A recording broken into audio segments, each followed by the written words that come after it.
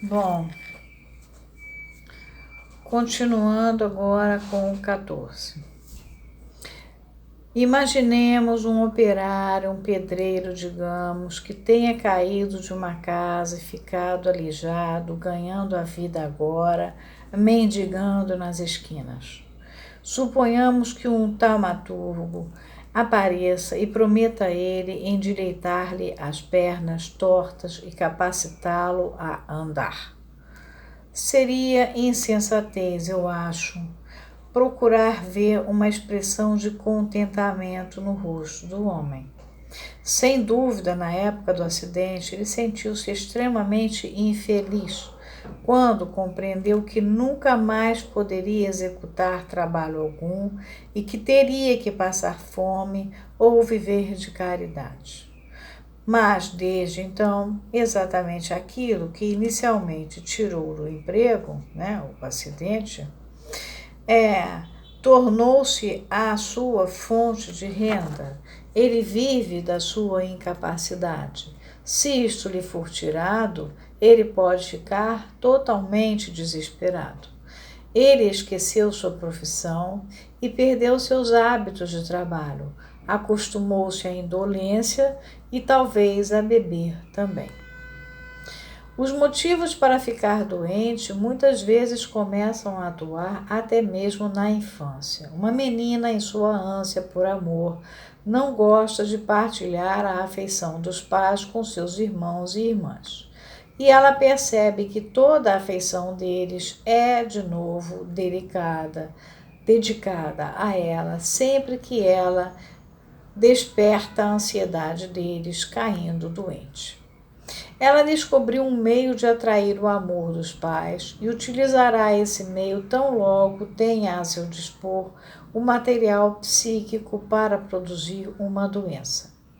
Quando essa menina se transforma em mulher, ela pode ver contrariadas todas as exigências que fazia em sua infância, em virtude do casamento com um homem indelicado, que pode subjugar sua vontade, explorar impiedosamente sua capacidade de trabalho e furtar-se a dar-lhe tanto seu dinheiro quanto sua afeição.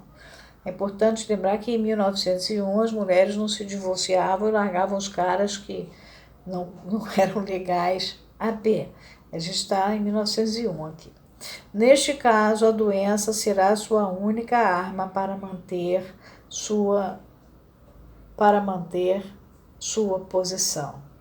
A doença conseguirá para ela as atenções pelas quais anseia. Forçará o marido a fazer sacrifícios pecuniários por ela e demonstrar-lhe consideração como ele nunca o faria quando ela estava bem. E o compelirá a tratá-la com mais solicitude se ela se recuperar, pois de outra forma poderá haver uma recaída. Seu estado doentio terá toda a aparência de ser objetivo e involuntário.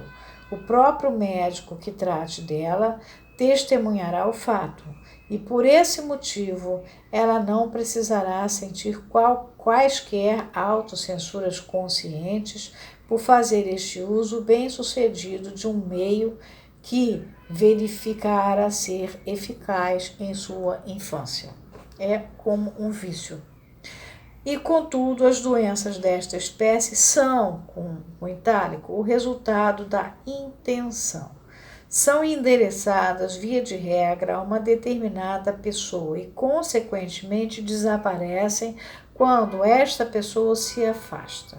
As opiniões mais grosseiras e mais corriqueiras sobre a natureza dos distúrbios histéricos, como as expendidas por parentes incultos e enfermeiras, de certa forma são certas. É verdade que a mulher paralisada e acamada se levantaria de um salto se rompesse um incêndio em seu quarto e que a esposa, esbulhada, esqueceria todos os seus sofrimentos se seu filho ficasse perigosamente enfermo ou se alguma catástrofe ameaçasse as circunstâncias familiares. Os que falam dos pacientes desta maneira estão certos. a não ser num único ponto. Esquecem a distinção psicológica entre o que é consciente e o que é inconsciente. Isto pode ser permissível quando se trata de uma criança, mas com adultos não é mais possível. Eis porque todas essas afirmações de que é apenas uma questão de vontade e todos os estímulos e abusos interessados ao paciente de nada valem. Deve ser feita antes, pelos métodos indiretos da análise, um esforço para convencer o próprio paciente da existência nele da intenção de ficar doente. Esse convencer tem que ser muito delicadamente posto.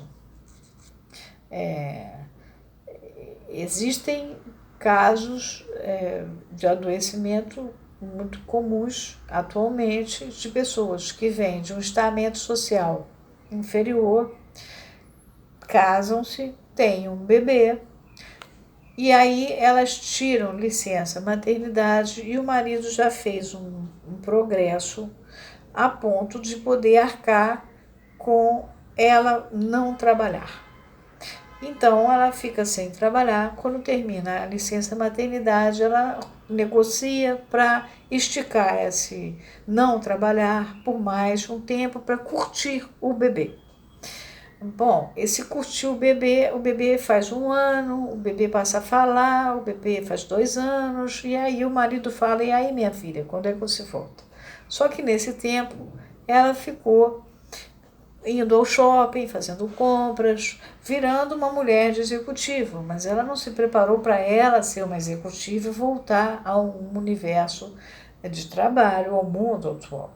E poderia ter feito em termos de mentais, de capacidade intelectual, mas não poderia ter feito porque não tinha meios de ficar com o bebê, virar uma dona de casa importante, cheia de empregada, babá e tal, e aí ela não teve, não se preparou. O resultado, a hora que o marido diz agora já deu, começam os problemas muito graves, né? E a gente tem que ter muito tato em fazer a pessoa enxergar que na realidade aquele monte de doenças que ela então começa a apresentar, porque ela vem de uma sequência de médicos. Na realidade, é simplesmente uma dificuldade de se realocar no universo de trabalho e ali usar os meios que ela puder para galgar também uma posição mais importante, tendo ainda por cima que cuidar agora da criança, da casa e de tudo o que agora ela tem acesso, né? Então, esse tipo de tratamento, de contornar, para que a pessoa fale isso, não, na verdade, eu não estou, né? Eu não estou aguentando, e a ideia de voltar a ser, vamos supor, uma vendedora enquanto meu marido é um alto executivo, ou meu marido já é algum posto de advocacia no escritório.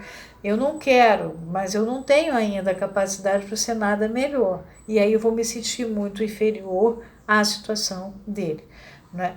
Então, esse tipo de transtorno, por outro lado, ele não quer uma mulher que não trabalhe. Ele quer que a mulher dele acompanhe a cabeça dele. Esses tipos de transtornos começam a acontecer nas relações familiares, nesses casamentos, quando isso acontece. Não é geral, mas é muito comum atualmente. E a gente não pode chegar e, como disse o Freud, convencer o paciente da existência nele, da intenção de ficar doente. Porque senão o paciente, que não é paciente analisante, ele vai embora. A gente tem que ter jeito para que ele fale, para que o sujeito do inconsciente venha à luz sem a gente falar. A gente tem que saber fazer os cortes, as intervenções, tá? A gente fica por aqui.